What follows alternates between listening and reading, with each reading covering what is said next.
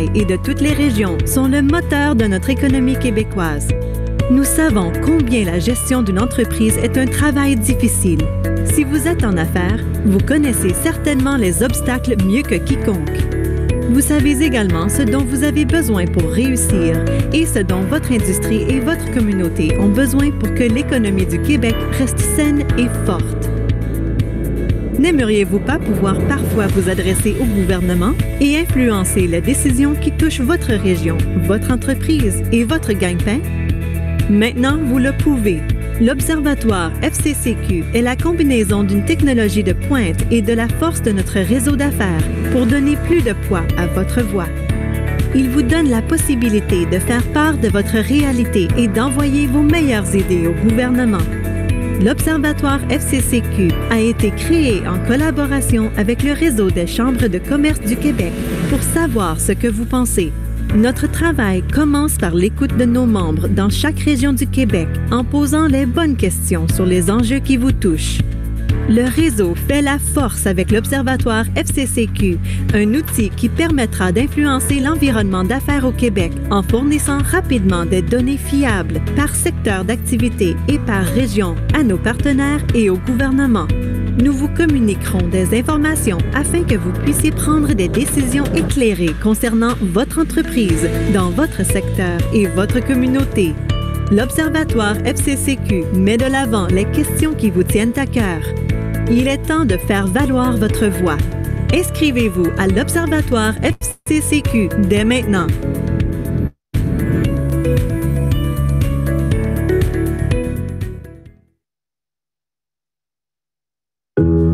Depuis 120 ans, Desjardins sait qu'en unissant nos forces, on peut permettre aux personnes et aux communautés de prospérer au-delà de l'argent. Avec le Fonds du Grand Mouvement, on soutient des projets qui font du bien à l'environnement, qui contribuent à la vitalité économique de nos régions et qui enrichissent nos vies. Ensemble, on peut réinventer demain.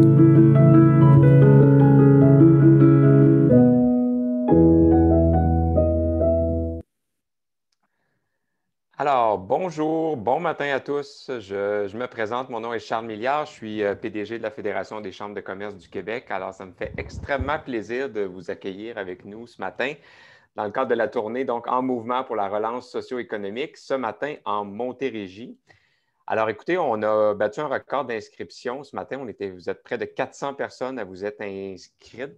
Alors, on est extrêmement heureux de vous avoir avec nous. On savait que la Montérégie était une grosse région dynamique, mais là, les chiffres parlent ce matin. Alors, merci beaucoup de vous être réveillés tôt et de nous avoir choisis. Il y a plusieurs personnes qui se joignent encore à nous là, au moment où je vous parle. Vous voyez sur l'écran Zoom les personnes qui m'accompagnent ce matin. Donc, je profite de l'occasion, évidemment, pour saluer notre invité prestigieux, M. Guy Cormier, donc président chef de la direction du Mouvement Desjardins, qui est avec nous ce matin. Je salue aussi la présence de M. François Gagnon, qui est chroniqueur économique au réseau Cogeco, que vous connaissez, sinon de visage, du moins de voix, et qui va animer donc la deuxième partie de notre conférence, qui sera un échange donc avec deux entrepreneurs de la région. Donc, je salue aussi Mme Nelly Robin, présidente du groupe Robin, et Mme Caroline Tardif, propriétaire donc du Ruban Bleu. Alors, merci à vous tous et à vous toutes d'être avec nous. Et évidemment, je suis accompagné de mon collègue du réseau des chambres de commerce, donc M. Alain Chevrier, qui est président de la Chambre de commerce et d'industrie.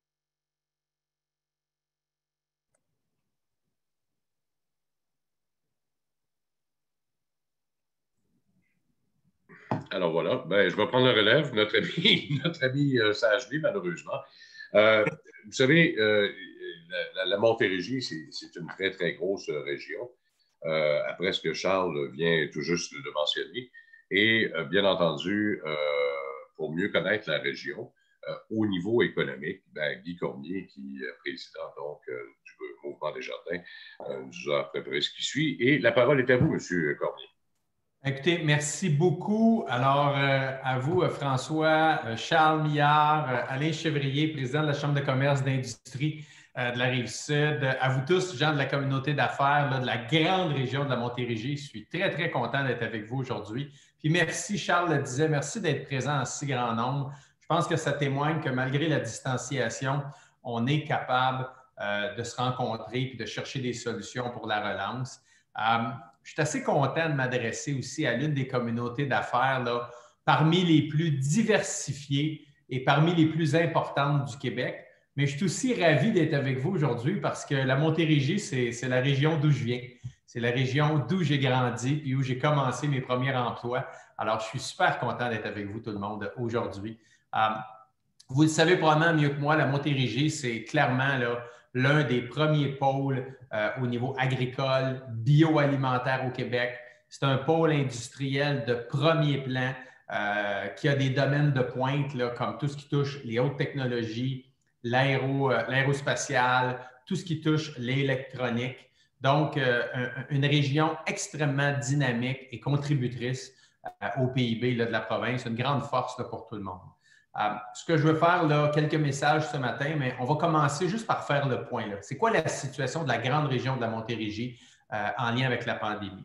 Nos économistes chez Desjardins ont fait un travail là, que je qualifie d'excellent pour avoir une lecture très fine de la réalité de chacune des régions du Québec. Puis les constats sont assez simples. En 2020, on anticipe que la baisse du PIB dans l'ensemble de la province va tourner autour de 4,8 %. Donc, une baisse de l'activité économique de 4,8 %. Pour la Montérégie spécifiquement, le recul va être légèrement plus prononcé. On parle d'une baisse de l'activité économique de 5 %.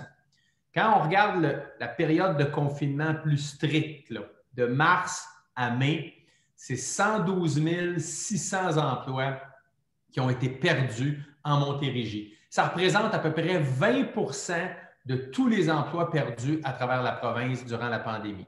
Mais quand on élargit un petit peu la fenêtre, on regarde de mars jusqu'au mois d'août. Mais ce qu'on constate, c'est que c'est 37 800 postes qui ont été perdus. Donc, la réalité, là, c'est qu'à l'heure actuelle, vous avez déjà repris à peu près le 2/3 des emplois perdus durant la période stricte de confinement. Et ça, c'est mieux que la moyenne du Québec actuellement. Le taux de chômage pour 2020 devrait être autour de 8,6 % en Montérégie et en 2021, il devrait baisser à peu près autour de 6,5 %. 5 % de baisse de l'activité économique en Montérégie en 2020, là, ça représente quoi? Ça représente 3,3 milliards de valeurs économiques qui se sont évaporées dans votre région là-dessus. Puis c'est clair que ça, c'est très économique, là. Ça ne compte pas tous les autres éléments qui pèsent assez lourd dans la balance. Je fais juste penser là, à votre angoisse, à votre stress, de ne pas être capable de faire ce que vous faites le mieux, c'est-à-dire de stimuler l'économie, de créer des emplois puis de générer. Je pourrais rajouter nos aînés, nos jeunes, nos familles. Ça ne se quantifie pas, ça, mais c'est clair que c'est un impact qui est important. Quand on regarde maintenant 2021, qu'on se projette dans la prochaine année, ça remonte. Je pense que tout le monde apprend à vivre avec la COVID. On se croise tous les doigts que la deuxième vague soit sous contrôle, qu'on ne soit pas pris pour fermer l'économie, qu'on puisse être capable d'opérer nos entreprises comme on le fait actuellement, même si certaines doivent malheureusement ne pas être en opération. Mais en 2021, on anticipe au Québec une reprise de l'activité économique de 6,3 %. Donc, une hausse du pays de 6,3 %. Quand on regarde juste la Montérégie, vous allez mieux performer selon nos économistes. Votre croissance économique devrait être de 6,8 %, ce qui est une très bonne nouvelle selon moi. Et l'un des atouts indéniables que vous avez, c'est votre diversification économique. Parce que vous êtes diversifié, oui, vous êtes touché de plusieurs façons, mais en même temps, votre diversification va vous aider à relancer plus rapidement votre économie à travers plusieurs secteurs d'activité. C'est clair qu'il y a encore des préoccupations. Premièrement, le manque de main-d'œuvre, je vais en parler dans quelques minutes. La fermeture des frontières pour une région exportatrice comme la Montérégie, c'est clair que ça peut continuer d'être un enjeu. Puis il y a des secteurs qui sont vraiment touchés, là. Je pense, exemple, à tout ce qui touche l'aéronautique, l'aérospatial avec Pratt & Whitney dans votre territoire. C'est clair que c'est des secteurs qui peuvent prendre un peu plus de temps à se redresser. Mais en même temps, ce qui va aider la région, qui va aider la relance, c'est le niveau d'investissement que vous avez. Il y a le REM qui continue activement de se construire. Vous avez des quartiers résidentiels à Candiac, à Brossard, vous avez plus de 2 milliards d'investissements juste dans ces endroits-là. Alors, c'est quand même majeur. Vous avez le projet de terminal à conteneurs à Contrecœur qui devrait aller de l'avant, 750 millions d'investissements anticipés. Donc, il y a assez de projets en Montérégie actuellement là, pour que le taux d'investissement dès 2021 soit à un bon niveau pour relancer votre région très rapidement. Puis, on anticipe chez Desjardins avec nos économistes que vous devriez retrouver votre croissance économique pré-COVID. Là, vous devriez être là à la fin de 2021. Donc, à peu près dans 12 mois, on devrait économiquement être retombé sur nos pattes, un peu en lien avec l'après-COVID. Évidemment, là, ces prévisions-là sont fonction d'une deuxième vague, de l'hiver qu'on va passer. Mais à l'heure actuelle, on est favorable, on est positif sur une fin 2021 qui nous ramène un peu en mode pré-COVID. Je vous le disais tantôt, 3,3 milliards de valeur économique qu'on doit régénérer dans les prochains mois, dans la prochaine année, pour retrouver un peu ce qu'on avait avant. Mais en même temps, je ne pense pas qu'on devrait chercher à retrouver ce qu'on avait avant. Puis je vais prendre le temps, je pense que c'est important de bien le comprendre. On devrait chercher comme entrepreneur à être meilleur qu'avant. Parce que ce qu'on constate à l'échelle canadienne actuellement, c'est que la crise a accéléré la transformation numérique de plusieurs entreprises dans plusieurs secteurs d'activité. Beaucoup d'entreprises se sont organisées très rapidement pour favoriser le télétravail. D'autres ont investi massivement pour automatiser des chaînes d'opération, des chaînes de production, pour avoir une activité qui demeure quand même opérante. Alors, c'est clair que quand la reprise va arriver encore plus activement, ce sont des gains de productivité que les entreprises vont pouvoir générer. Puis vous savez, nos économistes chez Desjardins ont toutes sortes de façons d'analyser un peu la performance d'une région. Puis l'un des instruments qu'ils ont, c'est l'indice de remplacement.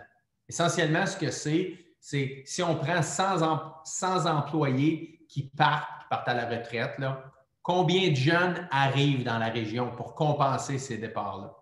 Alors, pour vous donner une idée, là, ça s'appelle l'indice de remplacement. Au Québec, l'indice de remplacement là, est de 83. Pour 100 départs à la retraite, en moyenne, il y a 83 jeunes ou personnes qui arrivent sur le marché du travail ou dans les entreprises. À Montréal, l'indice de remplacement est de 130. En Montérégie, l'indice de remplacement est de 73.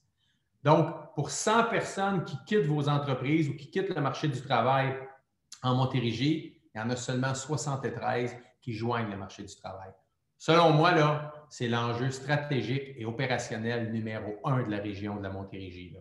Ça va emmener quoi? Ça va emmener encore plus de concurrence entre vos entreprises pour s'arracher le talent. Ça va peut-être même bloquer certains projets de croissance d'entreprise par manque de main-d'œuvre. Ça va avoir une pression sur vos coûts de masse salariale.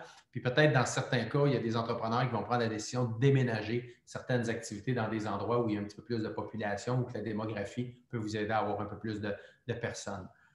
Mais en même temps, ça vient confirmer l'importance de numériser puis d'automatiser vos entreprises plus que jamais. C'est la voie de solution qu'il va falloir privilégier et ça va nous prendre en même temps un plan global pour attirer, retenir le talent en Montérégie, au Québec tout simplement, puis peut-être essayer de garder des employés d'expérience un petit peu plus longtemps avant le départ à la retraite. L'autre élément que ça va emmener, c'est la nécessité d'avoir un meilleur maillage entre les institutions d'enseignement et les entreprises. Pourquoi? Parce qu'en même temps que je vous parle de l'indice de remplacement de 73 pour la Montérégie, vous avez des secteurs d'activité où il y a eu des pertes d'emploi importantes, puis un taux de chômage qui a augmenté. Donc, il va falloir trouver le moyen de requalifier beaucoup de personnes qui ont peut-être perdu leur emploi dans des secteurs d'activité actuellement pour les requalifier dans des secteurs qui sont très actifs actuellement ou qui ont des enjeux de pénurie de main-d'œuvre. Donc, c'est vraiment un élément, selon nous, qui est important pour la Montérégie qu'il va falloir avoir à l'œil clairement. Et c'est clair que la relance, bien, il y a des tendances de fond qui vont continuer de se poursuivre. C'est-à-dire, je le disais, le numérique, c'est vrai pour les questions de main-d'œuvre, mais ça va être aussi vrai pour tout ce qui touche l'environnement et les changements climatiques.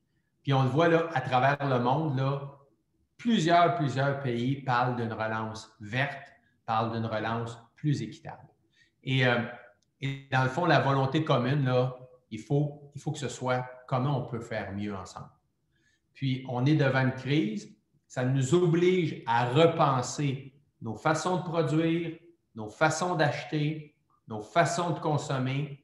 Pourquoi pas en profiter pour faire mieux pour la suite? Là? Faire mieux de façon à ce qu'on soit plus efficace, qu'on soit plus propre, puis qu'on soit peut-être aussi plus solidaires tous ensemble. C'est dans cet esprit-là que le Mouvement Desjardins, on a clairement pris la décision de travailler puis de continuer de travailler avec vous, les entrepreneurs et les communautés.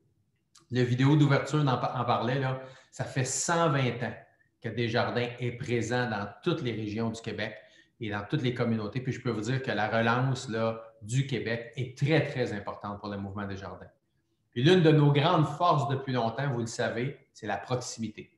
Proximité avec les gens, proximité avec les communautés, proximité avec les différentes entreprises, avec les différents entrepreneurs. Et ça nous a permis d'être très à l'écoute et de passer à l'action très rapidement. Puis la relance en Montérégie, c'est très, très, très important pour nous. D'ailleurs, au 31 décembre 2019, Capital Régional Coopératif Desjardins avait 281 millions de dollars engagés dans plus de 60 entreprises en Montérégie ou des coopératives en termes de capital de risque, en termes de capital de développement. C'est clair qu'on veut continuer à investir massivement dans les entreprises, pas juste au niveau de la dette, mais il faut mettre du capital dans les entreprises actuellement parce que ça va vous mettre une pression très grande comme telle. Dès les premières semaines de la crise, on en parlait tantôt là, avant de débuter la rencontre, dès les premières semaines de la crise, chez Desjardins, on a décidé de mettre plusieurs mesures d'allègement pour accompagner autant nos membres particuliers que nos membres entreprises. Puis le mot d'ordre, il était clair, là, c'était souplesse et bienveillance. Et puisqu'aujourd'hui, on pensait pas, on ne souhaitait pas que ça arrive, mais on a pris la décision de maintenir nos mesures d'allègement jusqu'à nouvel ordre pour toutes les entreprises et tous les particuliers qui pourraient avoir encore des besoins en octobre, en novembre, en décembre. On verra dans le temps. Vous avez peut-être vu aussi au printemps un geste significatif de notre part, c'est-à-dire le lancement du Fonds du Grand Mouvement. Le Fonds du Grand Mouvement, ça fait un peu suite à un fonds de 100 millions de dollars qu'on avait mis de l'avant pour l'économie du Québec en 2016-2020. Là, on a décidé d'y rajouter un 150 millions de dollars qu'on va injecter dans l'économie sur l'horizon des 3-4 prochaines années. Pour nous, c'est un moyen de lancer un signal que Desjardins est présent. C'est de l'argent neuf, de l'argent pour soutenir nos communautés, pour soutenir notre économie. Et juste pour la Montérégie, jusqu'à maintenant, quand je regarde les dernières années, c'est 7,3 millions de dollars qu'on a injectés dans à peu près 41 projets pour la grande région de la Montérégie. Puis ce matin, je suis particulièrement fier d'être avec vous parce que j'ai 3 annonces importantes à faire pour votre région, 3 projets extrêmement porteurs où le Mouvement Desjardins a décidé de contribuer financièrement. Le premier projet, c'est Nature Action Québec. On va injecter 345 000 $ dans Nature Action Québec. Ça, c'est un projet qui vise la conception d'un registre, un registre de patrimoine naturel, paysager, agricole pour tout le secteur de la Montérégie-Est. Nature Action va s'assurer aussi que l'on puisse mettre en valeur de façon, la valeur écologique du domaine culturel Aurel-Dubois à Belœil, du ruisseau Bernard à McMasterville, mais aussi de l'étang Antoine Charlebois qui est situé à Sainte-Julie. Donc, 345 000 $ pour aider Nature Action Québec. On injecte aussi 270 000 $ pour le pôle d'excellence de l'industrie du système électronique du Québec. Ça, ici, ce que c'est notre contribution de Desjardins va permettre l'implantation du siège social à Bromont de ce pôle d'excellence dont la mission, elle est de mobiliser, structurer et animer les acteurs de l'industrie des systèmes électroniques. Et la dernière contribution, c'est une contribution de 119 580 $ au Centre de la nature du Mont-Saint-Hilaire. Ici, ce qu'on va faire, c'est le projet « Viens faire le tour ». Donc, c'est une initiative qui va permettre de réaliser la plus grande acquisition de milieux naturels en Piémont et le plus grand accroissement de l'offre de sentiers pour faire du Mont-Saint-Hilaire un réseau d'air protégé puis donner encore plus d'envergure à ce projet. Donc, essentiellement, vous le voyez, près de 675 000 $, excusez-moi, qu'on va injecter au cours des prochaines semaines, prochains mois, dans votre région pour stimuler justement des projets. En tout cas, très, très fier de cette annonce-là. Cet été, ce qu'on a aussi fait, c'est qu'on a pris le temps d'écouter nos entrepreneurs. On a fait un vaste sondage auprès de plus de 4000 entreprises, des membres, des clients du Mouvement Desjardins, pour essayer de mieux comprendre vos besoins, essayer de mieux comprendre votre réalité. J'ai le goût ce matin de vous partager rapidement 3 solutions qu'on a décidé de mettre de l'avant. Premièrement, on maintient nos conditions de financement pré-COVID pour toutes les entreprises qui font affaire avec nous pour les 2 prochaines années. Peu importe votre baisse de chiffre d'affaires, vos garanties, vos conditions de financement, on n'ira pas pénaliser les entreprises strictement à cause de la COVID. Évidemment, là, à moins que l'entreprise est en fermeture, en faillite, c'est une autre chose. Là. Mais essentiellement, quand arrivent les renouvellements de dossiers, on garde les conditions pré-COVID pour ne pas pénaliser ça. On a demandé à nos gens de moyenne, grande entreprise d'accompagner tous les entrepreneurs au niveau de certains éléments d'expertise précis. Parfois, c'est pour repositionner votre entreprise. Parfois, c'est pour repenser ce que vous voulez pour le futur. Puis, on a aussi signé un partenariat avec 2 firmes de santé pour vous offrir des rabais pour vos employés ou pour vous-même au niveau de services de santé virtuels. Ce n'est pas toutes les entreprises qui ont ça. Alors, un service de santé à distance pour vos employés, peut-être pour réduire vos frais d'exploitation. Puis, ce n'est pas tout le monde qui a nécessairement tous les services d'assurance collective. Et pour vous-même ou votre équipe de gestion, ce service-là va être offert. Alors, 3 initiatives importantes selon ce que nos entrepreneurs nous partageaient. Puis la dernière, c'est le fonds C. Le fonds C, c'est C pour croissance. C'est un fonds qu'on a mis de l'avant en réaction à la COVID pour aider les entreprises à juste mettre en place parfois des petites choses qui les aident à passer à travers comme tel. Ici, là, on parle d'une contribution financière sans remboursement. On pourrait appeler ça un don quasiment. Là. Une contribution financière sans remboursement qui peut, dans certains cas, faire une énorme différence. Là. Jusqu'à maintenant, il y a 26 entreprises de la Montérégie qui ont bénéficié de ce soutien-là pour à peu près 200 000 $ d'injection de notre part. Puis aujourd'hui, j'ai une excellente nouvelle à vous annoncer, mais je pense que c'est plus qu'une nouvelle, c'est une surprise pour l'une de nos entrepreneurs invités parce que Mme Caroline Tardif, qui est propriétaire de la ferme-boutique Le Ruban Bleu, Mme Tardif, je suis heureux de vous annoncer que vous allez recevoir une somme de 10 000 $ dans le cadre du fonds C. C'est une contribution qui va vous appuyer, qui va vous aider, je le sais, pour doubler votre production de lait de chèvre actuellement. Là. C'est un beau projet qui va vous permettre de réduire vos coûts de production, qui va vous permettre de réduire vos prix de vente, mais qui va aussi vous permettre d'être plus concurrentiel sur le marché actuellement. Là. Donc, quand je vous dis depuis tantôt que Desjardins, on a pris la décision d'être là pour les entrepreneurs, de vous soutenir, des projets comme celui-là de Mme Tardif, c'est des projets comme ça qui sont parfois très simples, mais qui vous permettent juste de passer à travers la période qu'on a actuellement, puis qui peuvent même vous aider à développer votre entreprise, mais aussi votre communauté. Donc, je vous invite vraiment, les entrepreneurs sur la ligne, là, à communiquer avec votre centre Desjardins Entreprises, à communiquer avec votre directeur de compte chez Desjardins. Il nous reste encore 400 000 $ de disponibles pour la Montérégie strictement. Là. 400 000 $ de fonds C pour vous aider dans vos entreprises, parfois juste à réorganiser un petit quelque chose. Puis je le répète, c'est une contribution financière sans remboursement. Donc, qu'est-ce qu'on fait maintenant pour le futur? Je pense qu'on le voit là, il faut travailler ensemble, il faut se serrer les coudes, mais il ne faut pas chercher à être comme avant. Il faut chercher à devenir meilleur qu'avant. Puis oui, on a de l'argent, oui, on a des fonds dédiés, oui, on a du talent à revendre, oui, on a du cœur au ventre, mais il faut s'assurer de regarder ensemble dans la même direction pour les prochaines années. Il faut accepter de se parler, il faut accepter de se challenger tout le monde. Qu'est-ce qui va changer dans les prochains mois? En quoi là, les changements qu'on voit viennent influencer votre secteur d'activité? Qu'est-ce qui va changer dans notre environnement économique? Il faut absolument avoir ce genre de discussion-là dans votre communauté, dans vos familles, avec vos partenaires d'affaires. Et je salue les initiatives de la Fédération des chambres de commerce et de toutes les chambres de commerce et de votre chambre de commerce pour justement mettre des tribunes où on peut avoir ce genre de conversation ensemble. De notre côté, chez Desjardins, je peux vous dire qu'on a déjà une bonne petite idée là, de ce qui s'en vient comme changement. Le gouvernement l'a dit, là, on veut rapatrier au Québec certains domaines de production. Je pense, exemple, au domaine biomédical. Je peux vous dire que ça nous intéresse chez Desjardins, fortement. On parle de plus en plus d'achat local.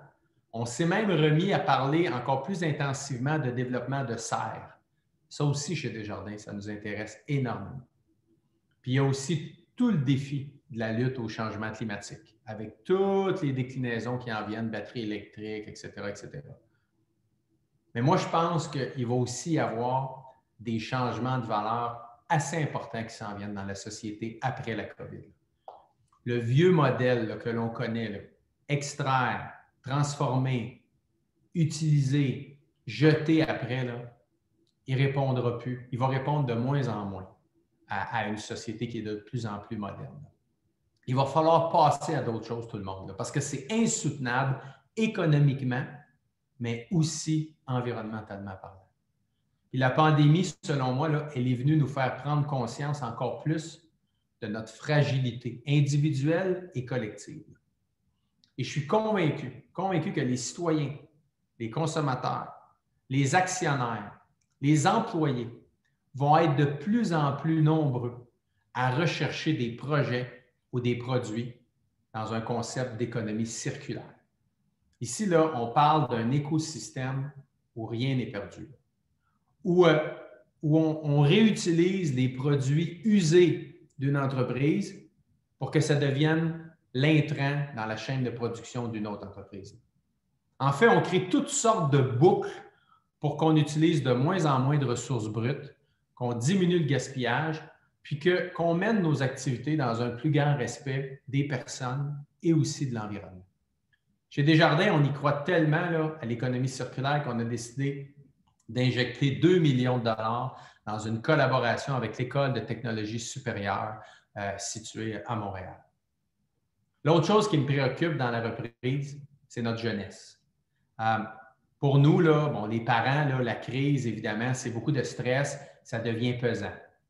Mais pour nos jeunes, nos ados, nos jeunes qui sont à l'école, au cégep, à l'université, au secondaire, actuellement, ces jeunes-là, là, ils sont coupés de leurs amis, ils sont coupés de leurs loisirs, ils sont coupés de leur sport, puis ils étudient dans des conditions qui ne sont clairement pas celles qu'on les a habitués depuis des années, là. Alors, ce serait vraiment plate que les jeunes soient doublement pénalisés par la COVID, là. Par la crise, mais aussi par le fait qu'ils ont dû apprendre dans des conditions qui sont très différentes, là. Donc, si pour des raisons de santé ou des raisons de sécurité, il y a des stages ou des labs que vous n'avez peut-être pas été en mesure de faire dans votre entreprise, là, il faut quand même chercher des solutions pour nos jeunes comme tels. Pourquoi? Bien, parce que quand on est un leader d'une communauté, comme un entrepreneur comme vous, là, bien, je pense qu'il faut s'assurer de laisser personne. Surtout quand on a un indice de remplacement de 73 % en Montérégie, là, on n'a pas les moyens de perdre un jeune en dehors du système actuellement. Je pense que la pandémie, ce qu'elle nous amène à voir, c'est qu'on est encore plus responsables les uns des autres actuellement. On n'a jamais autant été interdépendants les uns avec les autres. Et je pense qu'on réalise tous que les gouvernements ont joué un rôle très proactif pour amortir, dans le fond, le choc de la présente crise, là. Ça aussi, ça a été une prise de conscience collective. Dans le fond, un certain retour à une pensée plus collective. Pendant des décennies, le vent a soufflé là, pour la promotion des libertés individuelles. Puis c'est bien correct, là, parce que ça a justement permis l'émergence de plusieurs entrepreneurs à succès, notamment ici au Québec, là. Mais les effets de la pandémie là, nous amènent ou nous rappellent qu'on existe aussi comme une communauté, puis que l'État peut agir comme protecteur du bien commun. Ça replace un petit peu des morceaux, là. Oui, on est bien libre, mais on est fort ensemble. Puis quand je regarde les choses aller dans les prochaines années, bien moi, je regarde le modèle coopératif avec ses valeurs d'entraide, de solidarité, d'argent au service des gens, d'engagement. Bien, je suis convaincu que c'est plus pertinent que jamais dans notre société aujourd'hui. Et je suis convaincu qu'on va voir de plus en plus d'entreprises prendre des engagements à long terme, avoir moins une vision à court terme, puis elles vont être de plus en plus impliquées socialement comme entreprise. On s'en va vers une société qui est de plus en plus consciente, ancrée sur les personnes, sur les communautés, puis sur l'environnement. Puis évidemment, là, je vous dis ça, mais je suis conscient qu'il y a des défis après-midi, tantôt, la semaine prochaine, dans un mois. Là, on n'est pas sorti du bois, là, mais il y a un avenir prometteur devant nous dans les prochaines années. Oui, il faut se serrer les coudes. Oui, les efforts qu'on va faire pour repositionner nos entreprises dans l'économie, ça va nous emmener des défis, mais ça va nous emmener à mieux vivre ensemble. Je suis convaincu. Puis ça, c'est ce qui nous motive chez Desjardins. Pensez à l'avenir avec vous, les entrepreneurs, puis avec toutes les familles de la Montérégie. Merci beaucoup. Avant de repasser merci beaucoup, M. Cormier. C'était extrêmement intéressant. Avant de repasser la parole à Charles Milliard pour la présentation de l'Observatoire de la Fédération des chambres de commerce du Québec, j'aimerais, tantôt, j'étais tellement empressé d'entendre M. Cormier que j'ai complètement oublié M. Chevrier, qui est notre président qui nous reçoit ce matin. M. Chevrier, la parole est à vous. Alors, bonjour à tous. Je tiens à vous remercier, M. Cormier, pour cet excellent discours. Franchement, nous avons appris beaucoup de choses. Ce fut fort instructif. On tient par ailleurs, évidemment, à remercier d'emblée la Fédération des chambres de commerce du Québec ainsi que le Mouvement Desjardins de nous avoir invités à participer à cet événement-là.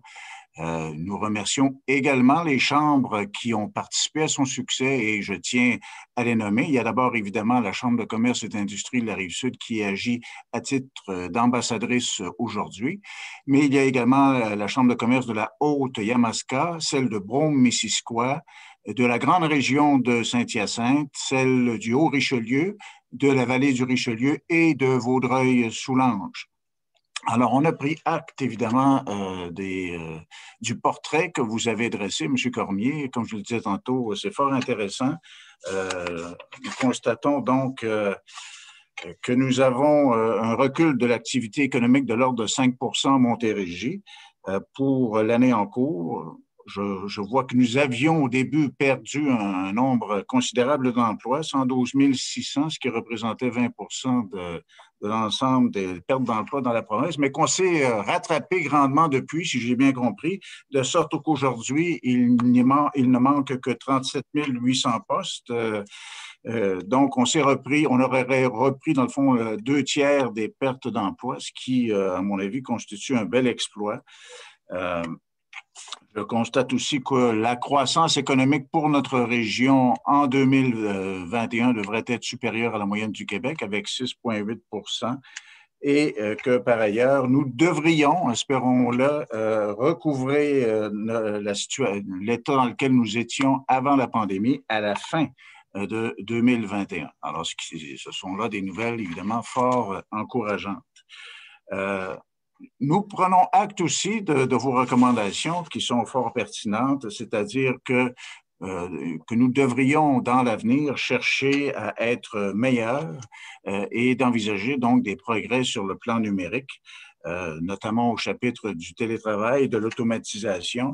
Je note aussi votre commentaire quant à l'indice de remplacement de la main-d'œuvre au Québec et plus particulièrement celui en Montérégie. Le nôtre serait de 73, c'est donc dire que lorsqu'il y a 100 employés qui quittent une entreprise, ils sont remplacés par 73 jeunes, ce qui est inférieur à la moyenne du Québec. Donc, on a du travail à faire à ce chapitre-là, visiblement, et donc on prend acte de ce problème spécifique et nous allons donc faire en sorte de travailler, de cibler nos interventions en fonction notamment de ces constats-là. Donc, je trouve ça fort intéressant. Et sur ça, je cède la parole au prochain intervenant. Excellent. Alors, je vais reprendre la parole, François, si ça te va. Oui, commencer par vous dire qu'avant, la congestion était dans les autoroutes. Maintenant, elle est dans les autoroutes électroniques. Alors, je suis désolé de vous avoir abandonné si cavalièrement ce matin.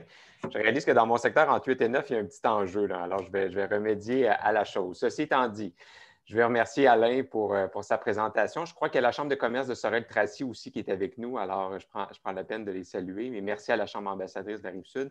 Et merci, Guy, pour ton discours. Moi, j'ai eu l'occasion de t'entendre à quelques reprises, mais c'est toujours renouvelé.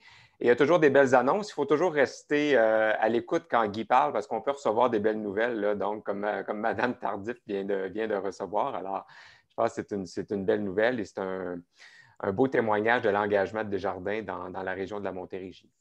Je vais vous parler ce matin, moi, de l'Observatoire FCCQ. Donc, vous avez vu en début de rencontre une courte présentation vidéo qu'on vous a faite sur cet outil-là qui est nouveau à la Fédération. Et l'outil se veut, dans le fond, c'est plus qu'un sondage, hein. C'est vraiment un outil pour prendre le pouls presque en temps réel avec la communauté d'affaires qui fait partie de la Fédération des chambres de commerce du Québec. Alors, ce que ça veut dire, c'est que vous devez vous inscrire sur le site fccq.ca, enregistrer les données de votre organisation. Ça prend 5 minutes, c'est gratuit. Et par la suite, au courant de l'année, on va vous pousser des questions pour avoir votre opinion sur des sujets d'actualité. Et le plus de réponses on aura, le plus on sera en mesure de fournir l'information à votre chambre de commerce locale pour en faire un outil de relations publiques et de relations gouvernementales. Alors, c'est très important de populer l'Observatoire le plus possible. Alors, je vous invite à aller sur le site fccq.ca. Comme je vous disais, ce matin, on est plus de 300.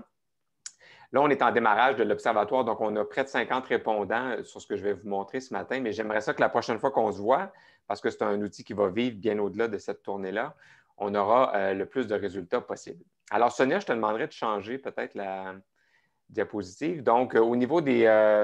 on va y aller rapidement là-dessus, des entreprises qui sont représentées. Donc, on voit qu'on a plus de 3/4 qui ont moins de 50 employés.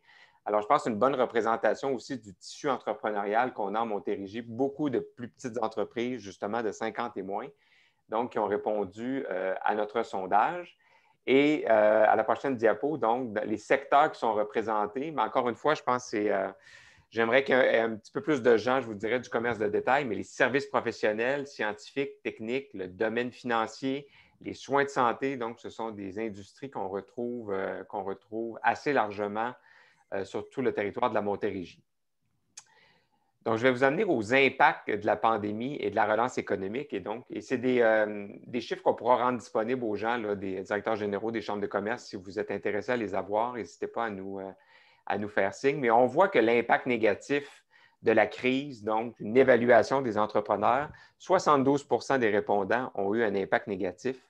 Et je regarde un peu François et Guy qui ont vu les résultats des autres régions, c'est le plus élevé.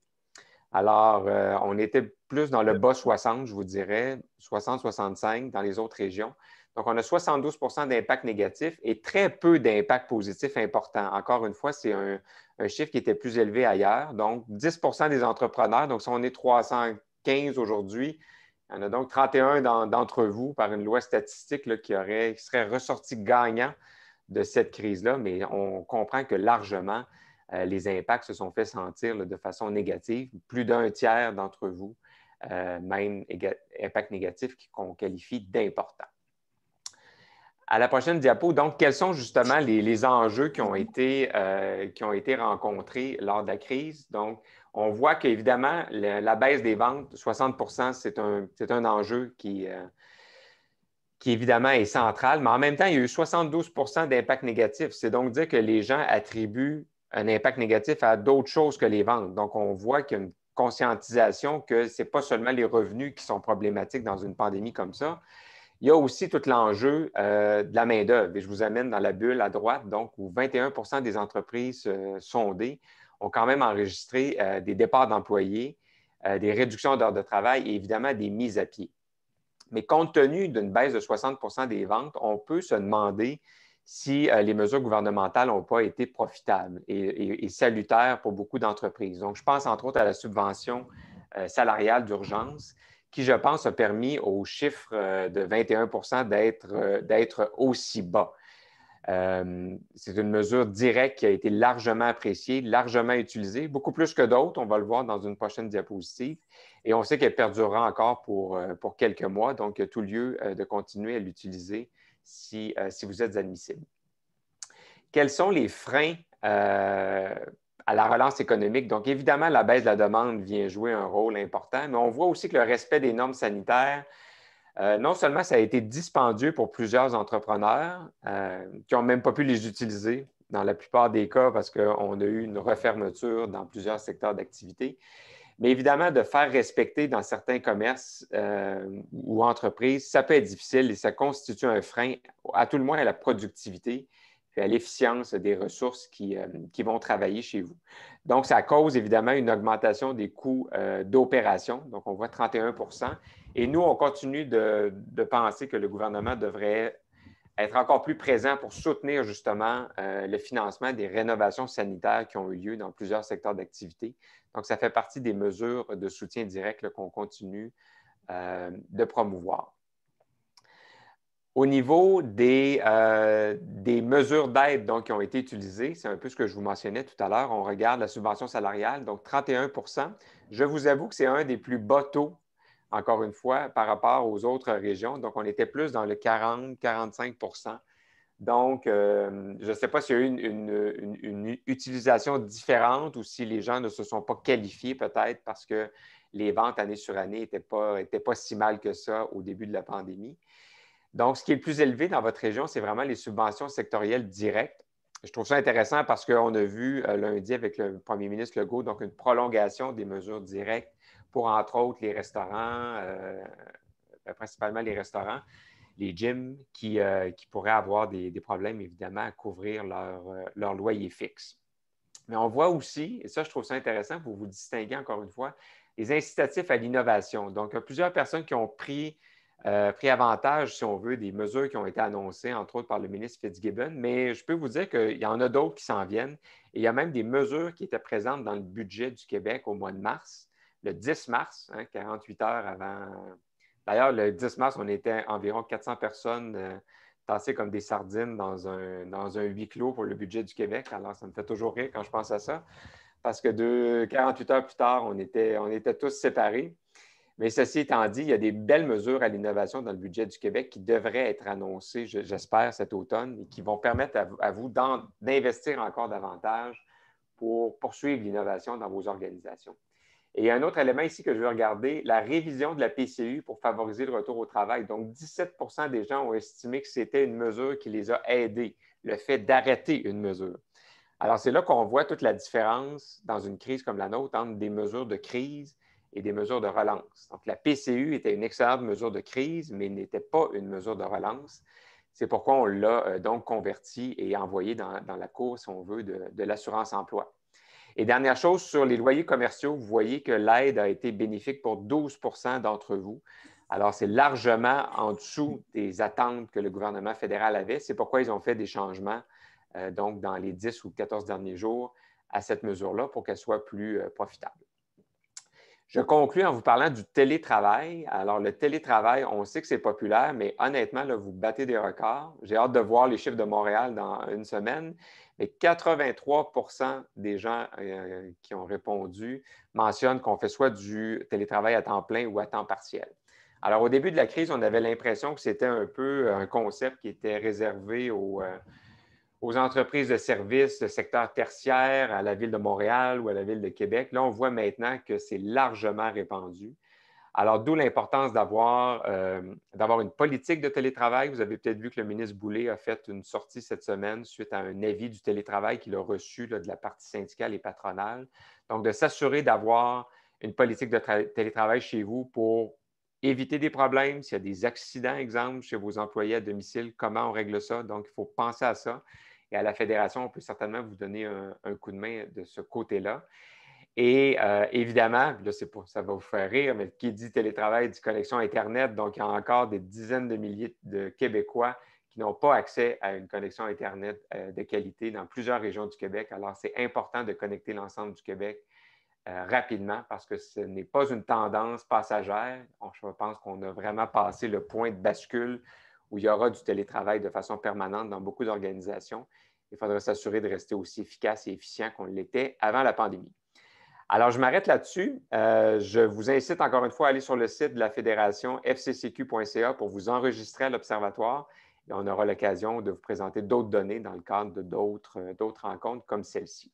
Alors, je redonne la parole à François et je vous remercie d'être avec nous encore une fois. Bien, merci beaucoup, Charles. Toujours inspirant de voir comment les régions réagissent une par rapport à l'autre. Et dans les différentes statistiques, ça m'a même surpris de voir que le télétravail était plus à l'avant-plan que n'importe quelle autre région au Québec.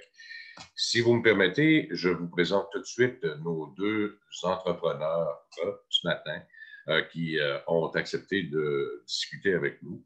D'ailleurs, avant de vous les présenter, juste vous mentionner qu'après notre discussion avec les deux entrepreneurs, nous prendrons vos questions. Alors, il y a un petit bouton « Questions et réponses » juste en bas de l'écran. Et c'est là que vous devrez poser vos questions.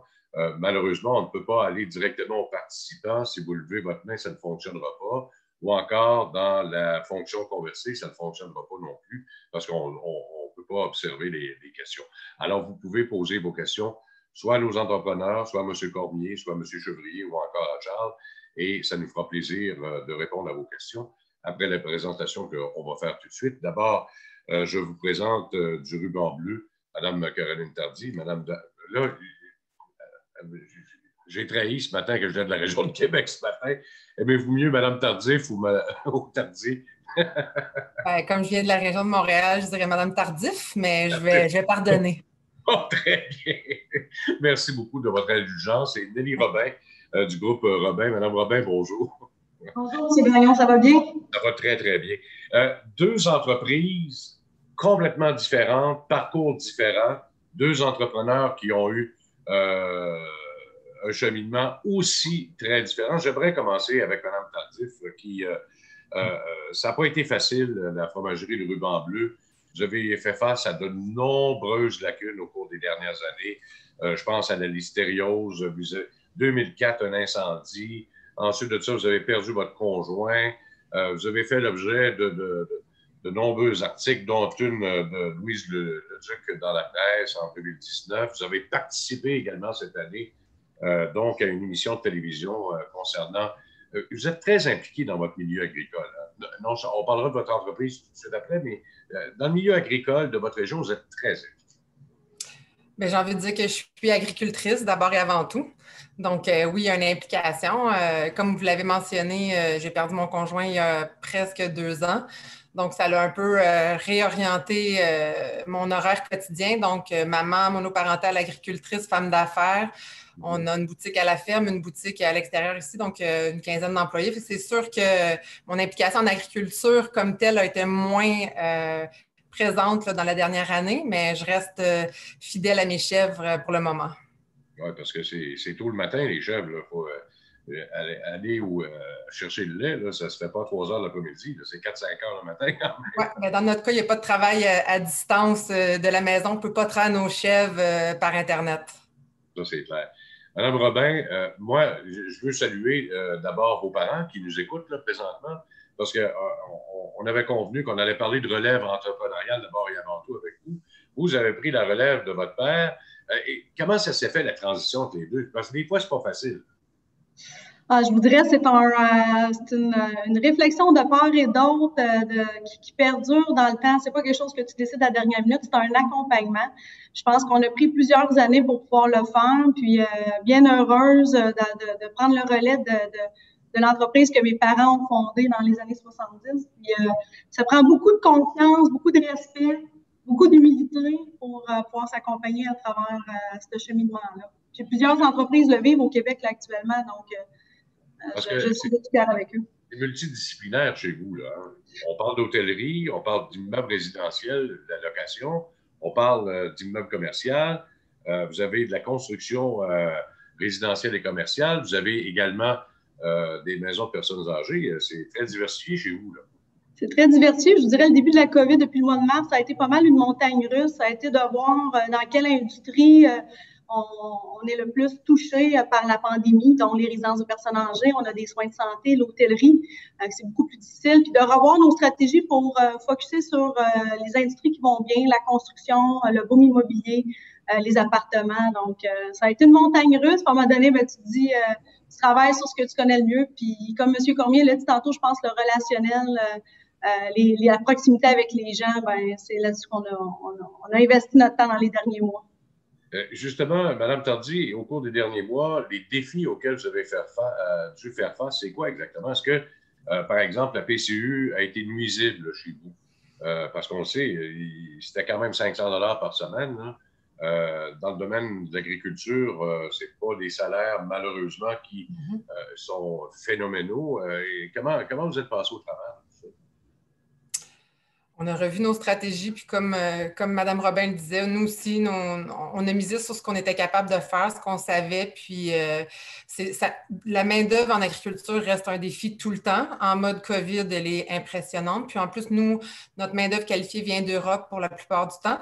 Donc, les frontières à l'immigration sont bloquées en ce moment. Donc, toute la main-d'œuvre qui devait venir cet été n'a pas pu venir. Donc, on s'est vraiment retroussé les manches. Comment vous avez pris la relève? Là? Comment s'est fait cette relève-là? Parce que c'est quand même tout un défi. Là. Vous voulez dire depuis la COVID? Oui. Ben, en fait, presque pas. On a dû former des gens, on a dû limiter certains fromages. Là, on a un impact en ce moment parce que tout ce qui devait être fait au mois de mars, quand on ne trouvait plus de main-d'œuvre, c'est maintenant qu'on le voit. Donc, une pénurie de fromage, on achète un peu plus de fromage, on pallie avec différentes solutions. C'est clair que c'est une année qui est un peu imprévisible. On ne sait pas encore combien de temps ça va durer. Donc, on a des candidats à l'immigration qui attendent encore que le gouvernement ouvre les frontières. Puis, on a trouvé des solutions pour que nos employés soient de plus en plus efficaces aussi. Bon. Et de votre côté, Mme Robin, vous, c'est quoi le secteur? Bon, là, on le sait, la construction commerciale, résidentielle, ça a repris quand même rapidement. Là. Et avec le secteur résidentiel qui a explosé, les travaux qui ont été devancés par le gouvernement du Québec au niveau commercial, ça aussi, ça doit aider. L'hôtellerie, pas facile. Les maisons de personnes âgées, il faut les protéger aussi. Comment vous avez fait face, justement, parce qu'il y a eu pénurie de main-d'œuvre aussi là-dedans, là? Oui, moi, je vous dirais, je suis relativement chanceuse du côté de la pénurie de main-d'œuvre. Je l'ai moins ressenti. Au contraire, je dirais, la situation de la COVID a fait en sorte que ça a solidifié les liens dans les équipes. La solidarité là, a été vraiment au rendez-vous. Je voudrais principalement dans les résidences de personnes âgées, dont une des résidences que j'ai, la résidence Louvet, où on a une moyenne d'âge de 84 ans. On a près de 600 résidents qui habitent la maison. Autonome, semi-autonome, et on n'a toujours pas de cas de COVID à l'intérieur de la maison, mais les mesures sanitaires, l'effort des équipes et des résidents aussi, parce que c'est un travail collectif, là. C'est un des gros enjeux qu'on a en ce moment, puis on travaille beaucoup avec le ministère de la Santé là, pour s'assurer de protéger la santé de tout le monde, parce que c'est autant la santé de nos résidents que la santé de nos employés, puis de leur famille, là. Tout à fait, les gros. Puis en plus, vous vous êtes donné une mission également pour être capable de suffire à vous-même. Vous avez offert les logiques gratuitement aux camionneurs pour être capable de faire le transit là, quand même entre les différentes régions parce que vous aviez besoin de biens et de services et vous avez donc décidé de leur aider également à votre manière. Oui, bien, au début de la COVID, au mois de mars, avril, ça a été une grosse décision. Est-ce qu'on ferme nos hôtels? On a 3 hôtels ou est-ce qu'on les garde ouverts? Ils sont situés à Vaudreuil, Trois-Rivières, Saint-Hyacinthe, donc très proches des autoroutes. On a décidé de les garder ouverts pour garder nos employés. Avec le système de la subvention salariale, pour nous, c'était une belle façon de garder les membres de nos équipes. Puis parce que dans les résidences, on a besoin d'être approvisionnés, autant en termes de gants, de masques, de services alimentaires. On a offert à tous les camionneurs qui sont nos anges gardiens de nos résidences d'héberger gratuitement chez nous pour se reposer, prendre une douche. Donc, ça a été fort apprécié, je crois. Dans le domaine de l'hôtellerie, vous en avez 3. Ce que je cherche, c'est des Holiday Inn Express. Là. Est-ce que ça a été plus difficile en région que, comme par exemple à Montréal, là, c'est l'enfer. À Québec, j'écoutais des personnes hier là, qui sont sur le bord de la faillite. Vous, de votre côté, à Montérégie, comment ça s'est déroulé? Là? Je voudrais, c'est sûr que l'hôtellerie, c'est très difficile. L'industrie aussi, actuellement, qui n'est pas tant supportée par le gouvernement. C'est la première industrie qui a arrêté de respirer, puis ça va être une des dernières qui va repartir. Nous, je vous dirais, quand on se compare, on se console, les taux d'occupation demeurent faibles. Ce n'est pas des taux d'occupation qui sont intéressants, mais en Montérégie, le fait qu'on soit sur les autoroutes, on est proche des services essentiels. Là. Fait qu'on aide le ministère de la Santé, les entreprises comme le CN qui a toujours des trains, de l'entretien, des entreprises locales ou des immigrants qui avaient des quarantaines à faire. Au niveau de la Montérégie, on n'est pas des destinations touristiques ou d'escapades, mais pour aider le milieu, l'industrie des entreprises, là, on est là pour eux, puis c'est notre clientèle actuellement. Donc, on s'en sort quand même possiblement. De votre côté, Mme Tardif, vous dites tout le temps que vos employés, c'est votre famille. D'ailleurs, vous en hébergez vous-même, hein, je pense. Oui, ça a été d'ailleurs un gros problème au départ de la pandémie parce que nous, on mangeait tous ensemble, donc c'est chacun notre tour le repas. Donc là, il fallait diviser les repas. Les soirées, souvent, les employés restaient ici. On a des employés qui habitent sur place. Et là, il fallait soudainement mettre un masque avec tout le monde parce qu'il fallait s'habituer. On ne pouvait plus avoir un masque avec ceux qui habitaient avec nous puis ceux qui venaient travailler le jour. Donc, ça a créé une distance. Donc, l'effet service client à même l'équipe. Fallait se réinventer un peu pour continuer l'unité. Là. Surtout que vous aviez décidé, il y a quelques mois, de prendre l'expansion aussi un peu, là, avec un deuxième magasin, si je me rappelle bien. Là. Oui, tout à fait. On a ouvert, en fait, 1 an avant la pandémie, une deuxième boutique, puis on était lancé même sur une deuxième. Là, on a pris une petite pause en ce moment, donc avec ce qui se passe, parce qu'on a perdu aussi une grosse partie de notre clientèle, parce que nous, environ 30 % c'est destiné à la restauration dans nos produits. Donc, en ayant perdu ça aussi, il fallait freiner l'hémorragie, se concentrer là-dessus avant de repartir sur de nouveaux projets. Oui, parce que le fromage de chèvre, c'est quand même un fromage fin. C'est pas donné à tous d'avoir, pardonnez-moi l'expression anglaise, là, mais d'avoir la touch pour être capable de produire ce fromage qui est très délicat en plus. Comment on arrive à passer au travers de la crise qu'on vit actuellement? En fait, je pense que mon histoire peut être très réconfortante des fois pour des entrepreneurs. Hein. J'ai une histoire où il y a eu juste eu des problèmes, puis je suis encore en vie. Je pense que la première raison, c'est que mon père, qui est un homme d'affaires aussi, est vraiment, vraiment présent, puis il me pose la question à toutes les semaines, est-ce que tu aimes encore le ruban bleu, tu aimes ce que tu fais? Bon, mais on continue à l'étape suivante. Donc, il a fallu mettre beaucoup, beaucoup d'amour, beaucoup de compréhension. Il a fallu... J'entends tout le temps le virage Internet, justement, l'achat en ligne. Mais nous, notre mission d'entreprise, c'était vraiment le contact humain, le contact client. Donc, on avait une expérience client, des wow qu'on pouvait faire en personne. Mais là, on ne le fait plus rendu en livraison à domicile. On a coupé notre expérience avec les restaurants aussi. Donc, ça a été vraiment de se réinventer. On a acheté un camion réfrigéré, une boutique en ligne qui s'est construite en 48 heures et on s'est réinventé des nouvelles procédures à l'interne avec des employés qui ont vraiment donné beaucoup, beaucoup, beaucoup d'huile de bras là, pour arriver à quelque chose qui nous a permis de survivre jusqu'à aujourd'hui.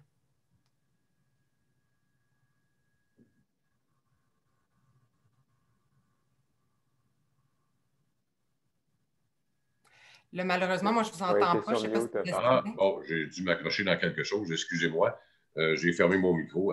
Ce que je voulais dire, ce que je disais, c'est le commerce en ligne, est-ce que ça a pu vous permettre justement de passer au travers davantage?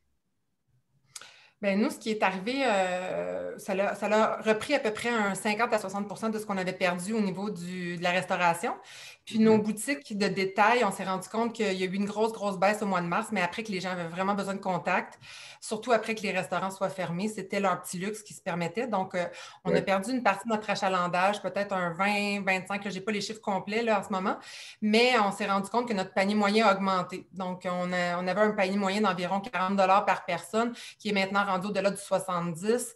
Les clients veulent se faire plus plaisir. Les clients sont vraiment solidaires aussi à l'achat local. Donc, ça a pu compenser là, une partie de tout ce qu'on avait de perdu au niveau de la restauration. Tout à l'heure, j'ai vu que vos yeux se sont illuminés quand M. Cormier vous a annoncé que vous étiez récipiendaire d'une bourse de 10 000 $ ce matin. À quoi va servir ce 10 000 $ exactement? En fait, on vient d'acheter un deuxième pasteurisateur, donc on va doubler la production, doubler notre capacité en fait, de production, être un petit peu plus concurrentiel. En ce moment, le milieu de la chèvre, ce n'est pas tout à fait facile. Mon père me le dit tout le temps, il aurait préféré que j'ai des goûts un peu moins de luxe. Donc c'est dur à convaincre la population là, au niveau du chef. C'est de mieux en mieux, mais ça passait beaucoup par la restauration. Puis là, la restauration n'est pas là. Donc, en ayant un prix au détail qui va être un petit peu plus accessible là, à moyen et long terme, je pense qu'on va pouvoir arriver à mettre notre fromage dans la bouche des clients un petit peu plus facilement puis leur faire découvrir vraiment ce que c'est le fromage de chèvre fermier. Est-ce que la distribution à grande échelle, c'est-à-dire à plus grande échelle, je veux dire, par des distributeurs avec des grandes chaînes de magasins, est-ce que c'est dans votre optique également ou si vous voulez rester plus près de la population en tant que telle? Ben, c'est sûr que j'ai un tempérament là-dessus. Oui, têtu, je dis tout le temps comme une chèvre, mais oui, j'aime le contact. J'aime le fait que les gens vont dans une boutique spécialisée puis qu'ils ont une expertise derrière l'âge de chèvre. Donc, mon intérêt à moi, c'est pas d'aller dans les grandes chaînes, mais pour le moment, même en doublant la production, on arrive très bien à écouler notre produit juste dans les épiceries fines. Ah, excellent. La concurrence extérieure, par exemple, la concurrence qui vient de France ou d'ailleurs dans le monde, c'est difficile pour vous ou pas? On ne le voit pas, nous. Non? Dans le fond, ce qui s'en vient de l'Europe, souvent, c'est des produits industriels de très, très, très grandes fromageries là, qu'on peut comparer à Saputo, même plus gros. Donc, le client qui est convaincu, qui veut un produit artisanal, qui veut d'une petite entreprise, ça ne tombe pas du tout dans notre compétition. Effectivement, c'est sûr qu'on perd peut-être des ventes par rapport à ça, mais c'est pas, on ne l'a pas vu. Ça ne s'est pas reproduit dans notre chiffre d'affaires. Madame Robin, de votre côté, quels sont les défis auxquels vous devrez faire face au cours des prochains mois? Au cours des prochains mois, je dirais, c'est sûr, l'hôtellerie demeure un défi. Les résidences personnes âgées, avec le confinement qu'on a connu, fait en sorte, puis on vient juste d'en ouvrir une deuxième, fait en sorte que c'est plus difficile de louer nos appartements auprès des personnes retraitées. Actuellement, le virus est invisible, les gens ont encore peur, donc la vente de leur maison n'est pas envisageable à court terme. Ils vont attendre de voir ce qui se passe. Ça, c'est un autre défi, le défi de la pandémie, du COVID en tant que tel dans les maisons. Au niveau de la construction, je vous dirais, ça va être le défi de garder nos sous-traitants en santé aussi, parce que en zone rouge, on peut être impacté, puis un chantier complet peut être arrêté là, par une pandémie. Fait que ça aussi, c'est des défis. Des défis, il n'en manque pas. Je vous dirais, je pense qu'il faut juste être résilient et essayer de prendre les bonnes décisions à long terme. C'est ça, c'est un des beaux défis. Est-ce que ça a été difficile avec toute la réglementation que le CNESST vous a mis dans les pattes au cours des derniers mois, là, à cause de la COVID? La résilience des employés, comment elle était? Au contraire, moi, je vous dirais, moi, je suis une pro de la santé et sécurité au travail. On a été dans les premiers à protéger nos employés. Parce que moi, les deux objectifs que j'avais pendant la crise, puis encore aujourd'hui, c'est de protéger les employés puis protéger nos entreprises.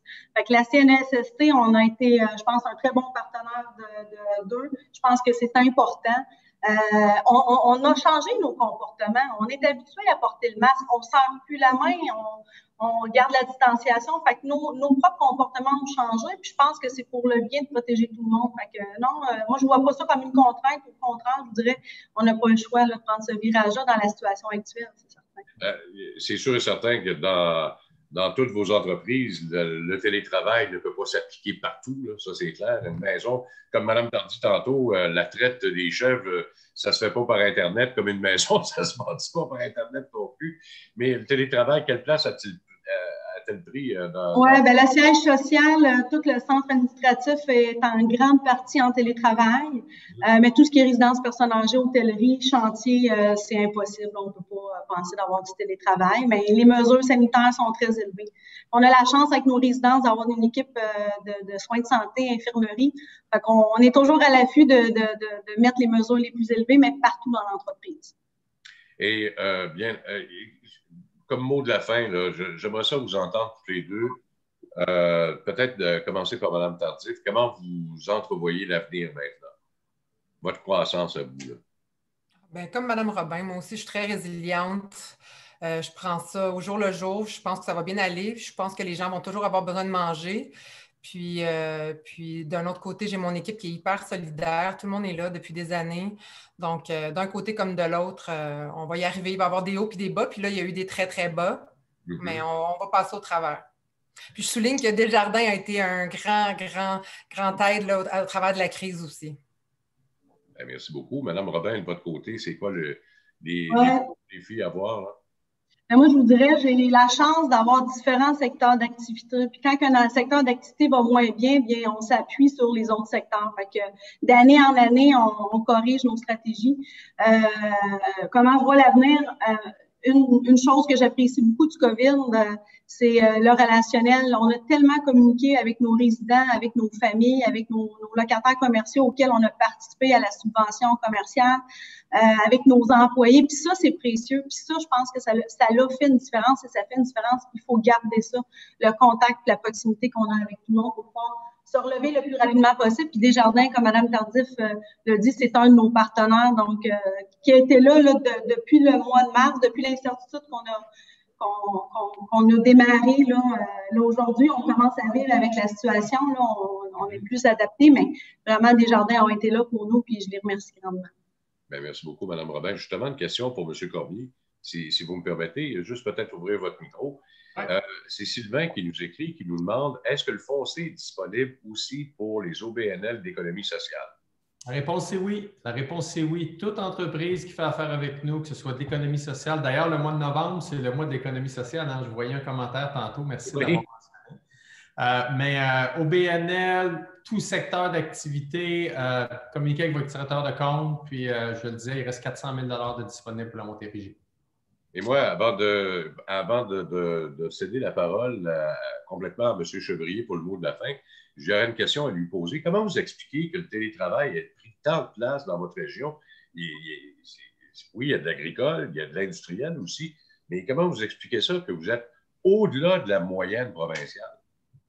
Ben, écoutez, a priori, lorsqu'on regarde l'échantillonnage qui a été utilisé dans le cadre du sondage, là, en majorité, ce sont des entreprises de services qui ont répondu, de sorte qu'il est évident là, que dans ces circonstances-là, ce sont des entreprises qui sont propices pour utiliser le télétravail. C'est sûr que dans le domaine manufacturier, dans le domaine de la construction, où on doit recourir à de la manipulation physique, c'est clair que le télétravail n'est pas approprié, mais dans le domaine du service, qui représente une proportion donc importante de vos répondants, ben c'est clair qu'à ce moment-là, c'est une possibilité. Je notais tantôt que Mme Robin disait, même dans son milieu, dans le fond, au niveau du siège social, la majorité des gens sont en télétravail. Donc, ça dépend du type de travail qu'on a effectué, que l'industrie qui est en cause. Et dans notre région, c'est une région métropolitaine, à toute fin pratique, et on ne peut, en fait, le pourcentage d'industrie manufacturière est moins élevé peut-être qu'ailleurs, et ça explique sans doute ce pourcentage élevé. Et je remarquais tantôt vos craintes suite à l'allocution de M. Cormier. Quand le taux de relève est à 73 ça va être un méchant défi pour les prochaines années là, chez vous. Oui, effectivement. Et ça implique qu'il faut travailler notamment au niveau de la formation. On a des secteurs d'activité où il y a une pénurie de main-d'œuvre. Il y en a d'autres, évidemment, là où il y a des gens qui sont au chômage. Je pense, par exemple, dans le milieu du tourisme, de l'hôtellerie, de la restauration. Il va falloir diriger ces gens-là, le cas échéant, vers les secteurs en besoin. Donc, ça implique que les besoins en formation devront être comblés. Une meilleure synergie avec les établissements d'enseignement. Il va falloir travailler là-dessus très fort de façon à ce qu'on puisse régler ce problème-là à plus ou moins court terme. Est-ce qu'il va falloir se rabattre sur l'immigration pour régler une portion du problème? Ou...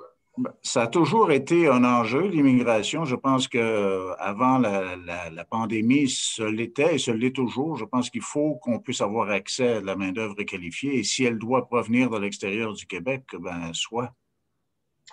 Je voudrais, avant le mot de la fin de M. Chevrier, remercier Mme Robin, Mme Tardif. C'est plaisir. Charles Milliard et aussi celui qui nous accompagne depuis le début également, Guy Cormier, président du mouvement Desjardins.